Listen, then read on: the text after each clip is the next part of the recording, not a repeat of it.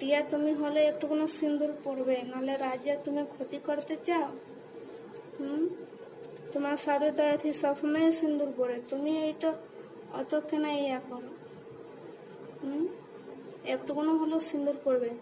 আর টিয়া এথি কমেন্টদেরকে বলছি, যারা এথি টিয়া ভিডিও দেখে আর যারা অঞ্জলিও ভিডিও দেখে, কমেন্ট করিয়ে জানাবে। চাই টিয়া চাই অঞ্জলি আমার ভিডিও দেখছে, তোমরা কমেন্ট করিয়ে জানাও। আমার হাজবেন্ডের কাছে আমি পড়াইয়ে আমি জানতে পারবো তোমরা কি কমেন্ট করিয়েছো। আমি তো পড়ালেখা জানিনি, আমি তো কিছুও জানিনি, কমেন্ট করতেও জানিনি, নাহলে তোমাদেরকে কমেন্ট করিয়ে বলতাম। তাই বলছি, তোমরা আমি কোনো গলত ভুল বলিও হবে তো আমাকে ক্ষমা করবে, সরি।